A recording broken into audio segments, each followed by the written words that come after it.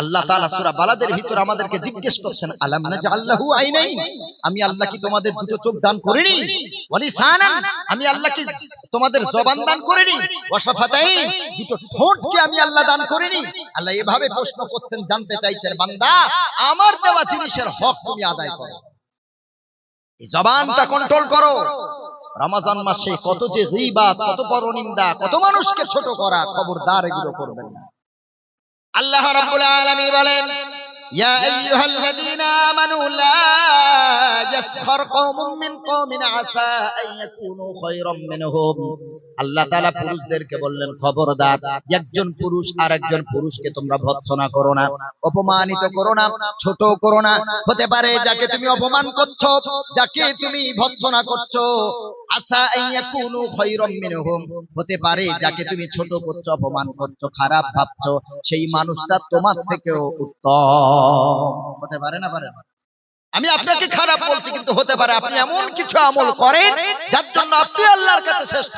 আমার দুটো আঙ্গুল আপনাকে সাবধান করছে, এই তুই সাবধান, আর তিনটে আঙ্গুল আমাকে সাবধান করছে, তুই আগে সাবধান। আপনার দিকে দুটো আঙ্গুল তুলতে গেলে তিনটে আঙ্গুল তার আগে আমাকে সাবধান করছে। মানুষকে ছোট করো না, কাউকে ছোট করো না, না সামনে না পিছনে। দ্বিতীয় অংশে আল্লাহ রাব্বুল আলামিন বলেন, ওয়ালা নিসাউম মিন নিসাইন আসা আন ইয়াকুননা খায়রাম মিনহুন্না, ঠিক তেমন কোন নারী যেন আরেক নারীকে ভৎসনা না করে, আরেক নারীকে ছোট না করে, অপমানিত না করে। তুমি নারী হয়ে আরেক নারীকে তুমি ছোট করছো, হতে পারে যাকে তুমি ছোট করছো সে তোমার থেকেও উত্তম। আল্লাহ তাআলা আবার বলেন,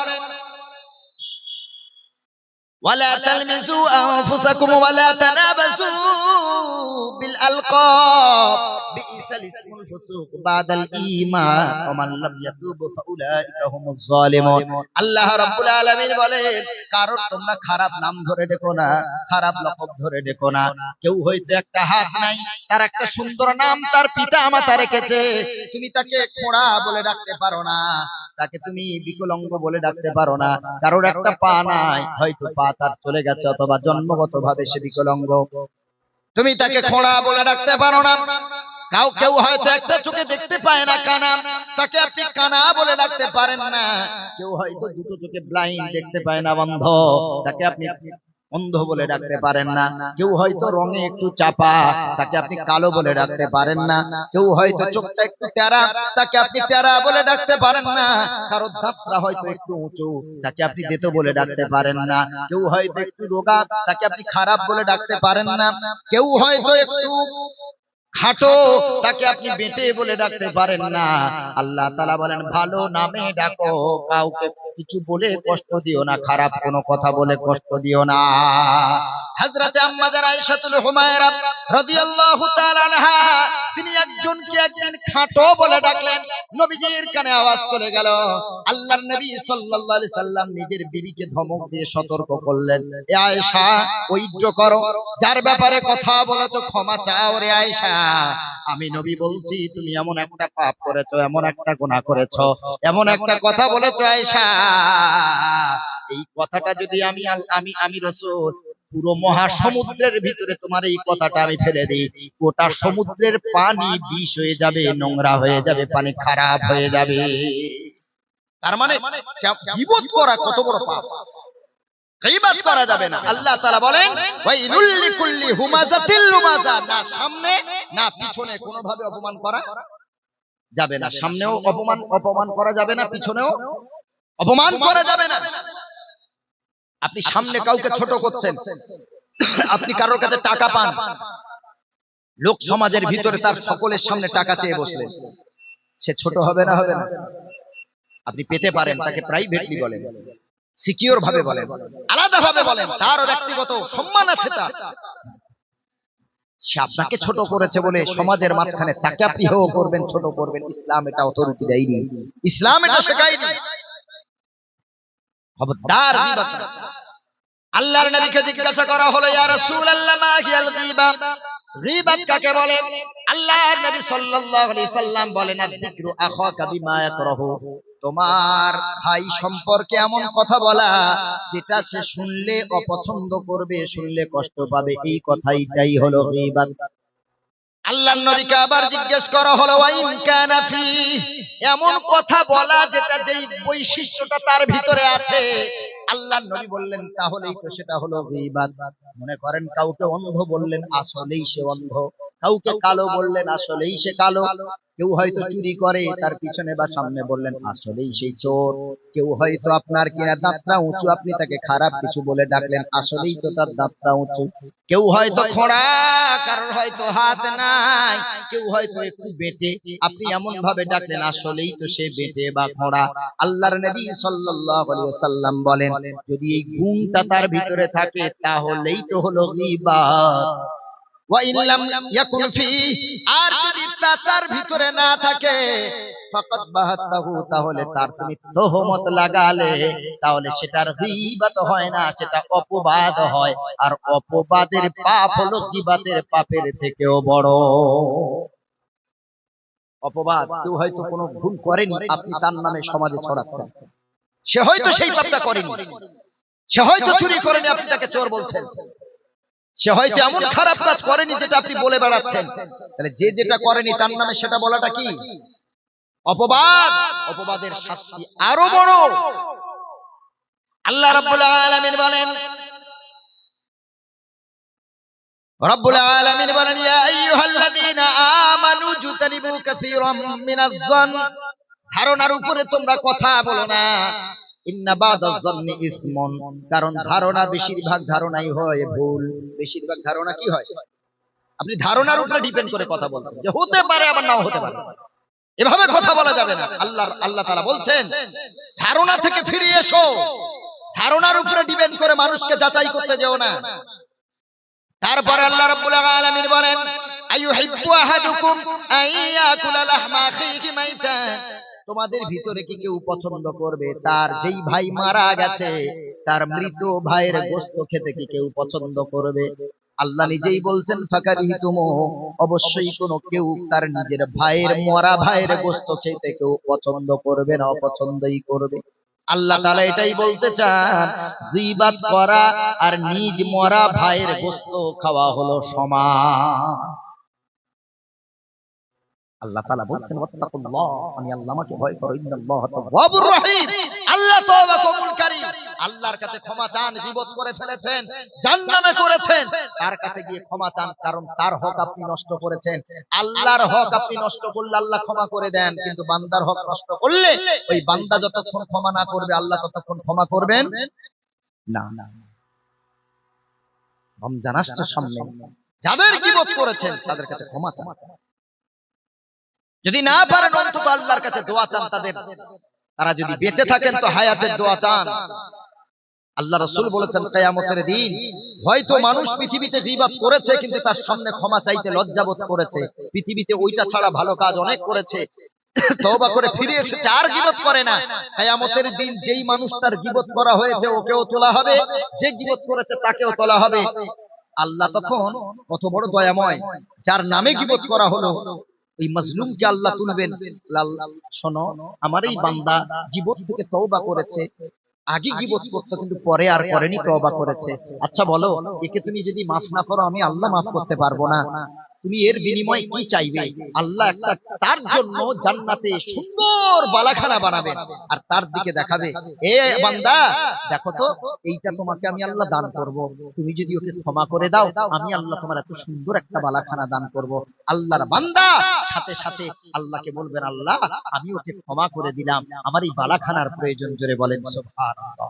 আল্লাহ ক্ষমা নিয়ে তবেই বান্দাকে জান্নাতের ফয়সালা করবে। সুবহানাল্লাহ, কত বড় দয়া। এজন্য তওবা করতে হবে রমজানের আগে আগে। রমজানের আগে আগে তওবা করুন, যে পাপগুলো করেছেন, গীবত না, কোনো দিকে নয়, জবানটাকে হেফাজত করুন। এই জবানটা কন্ট্রোল করা খুব কঠিন, খুব কঠিন। আল্লাহর নবী সাল্লাল্লাহু আলাইহি ওয়াসাল্লাম বলেন, মা সামাতা নাজা, যে যত চুপ থাকবে সে তত নাজাত প্রাপ্ত হবে। তার মানে জবান যত খুলবেন তত পাপ হওয়ার সম্ভাবনা বেশি। জবান টান কন্ট্রোল হয়ে যাবে, যত চুপ থাকবেন তত নাজাত বেশি পাবেন, নাজাত প্রাপ্ত হবেন। অন্য হাদিসে আল্লাহর নবী সাল্লাল্লাহু আলাইহি সাল্লাম বলেন, মাইয়াজমাল্লি মা বাইনা লাহইহি ওয়া মা বাইনা রিজলাইহি আজমাল্লাহুল জান্নাহ। দুটো জিনিস হেফাজতের দায়িত্ব, নিশ্চয়তা, গ্যারান্টি যদি আমি রাসূল আমারে তোমরা দিতে পারো, আমি নবী তোমাদের জান্নাতের গ্যারান্টি দেব। দুটো জিনিসের গ্যারান্টি নবীকে দিতে হবে। কটা বলেন? দুটো। একটা হলো লজ্জাস্থান, আর একটা হলো জবান। একটা হলো কি? লজ্জাস্থান। বাড়িতে স্ত্রী আছে, বাইরে পরকিয়া। বাড়িতে স্বামী আছে, বাইরে পরকিয়া। জি না, আল্লাহ রাসূল বলছেন জবান এবং লজ্জাস্থানের হেফাজতের গ্যারান্টি যদি আমাকে তোমরা দিতে পারো, আজমাল্লাহুল জান্নাহ, আমি তোমাদের জন্য জান্নাতের গ্যারান্টি দিয়ে দেব। জোরে বলেন সুবহান। জবানটাকে হেফাজত করুন। রমজান মাসে রোজা করেছেন, কেউ আপনার পায়ে পা তুলে ঝগড়া করতে এসেছে, আপনি তার উত্তর দেবেন না, প্রতি উত্তর করবেন না। আল্লাহর নবী সাল্লাল্লাহু আলাইহি সাল্লাম শিখিয়ে দিয়েছেন কিভাবে রোজা করতে হয়। আল্লাহর নবী বলেন, ওয়া ইনিমরান উরুন কাতালাহু আও শাতামাহু ফালিয়াকুল ইন্নী সাইম। যখন কোন মানুষ তোমাকে গালাগালি করবে, তোমাকে কোনো বড় ছোট কথা বলবে, ঝগড়া করতে আসবে, মারতে আসবে, তুমি তখন একটাই কথা বলবে, ইন্নী সাইম, আমি রোজাদার। আবার যদি তারা গালাগালি করে, আবারও বলো ইন্নী সাইম, আমি রোজাদার। আবার যদি গালাগালি করে, আবারও বলো ইন্নী সাইম, আমি রোজাদার। রমজানে রোজা করেছেন, কেউ গালাগালি করছে, ঝগড়া করছে, একটাই কথা জবানে উঠতে থাকুন, ইন্নী সাইম, ইন্নী সাইম। বা বাংলায় বলুন আমি রোজাদার। আবার বড় কথা একটা বললো, আবার বলুন আমি রোজাদার। আবার একটা কথা বললো, আবার বলুন আমি রোজাদার। বারবার একই কথা শুনতে শুনতে মাথা নত করে চলে যাবে, আর আমার আপনার সাথে ঝগড়া করবে না। আপনি তার কারণ বেশি কথা বললে তো ঝগড়ার সৃষ্টি হবে। রাসূল বললেন, রোজা অবস্থায় যদি কেউ তোমার সাথে লাগতে আসে, তাহলে বলবে কি? আমি রোজাদার। বাস। আবার বড় একটা গালাগালি করবে, বড় ছোট কথা বলবে, আবার বলুন আমি রোজাদার। এর বাইরে কোনো কথা বলবে না। দু চারবার একই কথা বলবেন, ও বলবে কোন পাগলের সাথে ঝগড়া করতে এসেছি। ও তখন মাথা নত করে ওর রাস্তাও ধরে নেবে, ঝগড়া আর হবে না। আল্লাহ উভয়ের মাঝখানে আল্লাহ মীমাংসা করে দেবেন। সুবহানাল্লাহ। রমজান অবস্থায় খুব সাবধান, এই জবান দিয়ে যেন কোনো পাপ না হয়ে যায়, মিথ্যা না বলি। আমরা তো কথায় কথায় মিথ্যা বলি, ব্যবসা করতে গিয়ে মিথ্যা বলি। মা ছেলেকে ফোন করছে, কত দূর রে, এত রাত হলে এখনো বাড়ি আসিসনি। ও আছে এখন 5 কিলোমিটার দূরে, বলে মা এই তো এসে গেছে। জবান দিয়ে মিথ্যা কথা, অথচ রোজা করছে। খবরদার, ব্যবসা করতে গিয়ে মিথ্যা বলবেন না। যারা দুধ বিক্রি করেন, দুধে পানি মিশিয়ে বিক্রি করবেন না। এভাবে যত ব্যবসা আছে, ব্যবসাতে যেন মিথ্যা না এসে যায়। কত টাকা কিনেছো তা বলার দরকার নেই। 30 নম্বর পারায় সূরা মুতাফফিফিন আল্লাহ ব্যবসার কথা বলেছেন, ও সূরাটা পড়বেন, অনেক কিছু জ্ঞান পাবেন ইনশাআল্লাহ। আপনি কেন কেনা দাম বলতে চান? আপনি বলবেন, ভাই এর কমে আমার আর পোষাবে না, আমি দিতে পারবো না। বাস। এটা কেন বলতে চান? ভাই 10 টাকা কেজি, পার কেজিতে 10 টাকা নিয়ে ছাড়ছি, তুই আমার ঘরের মানুষ, তুই আমার বন্ধু, এই জন্য তোর জন্য মাত্র 10 টাকা রেখেছি। বলার দরকার নেই ভাই মিথ্যা কথা। আপনি বলুন, ভাই এর কমে আমার দ্বারা সম্ভব না। বা আপনি বলতে পারেন, আমি অল্প লাভে তোর কাছে ছাড়ছি। কত লাভ রেখেছেন, কি করেছেন বলার দরকার নেই। তাহলে ব্যবসাটা কি হবে? হালাল হয়ে যাবে ইনশাআল্লাহ। আপনি 100 টাকার কাপড় 1000 টাকায় বিক্রি করতে পারেন, যদি আপনার মানবিকতায় না বাধে। আপনার ব্যাপার, আপনি 200 টাকার কাপড় 2000 টাকায় বিক্রি করুন, কোনো ব্যাপার নেই, সেটা আপনার ব্যাপার কত টাকায় করবেন। কিন্তু কেনা দাম বলতে যাবেন না। কাস্টমার ঠকাতে গিয়ে মিথ্যার আশ্রয় নিয়ে গোটা ব্যবসাটাকে হারাম করে দেবেন না। খুব সাবধান।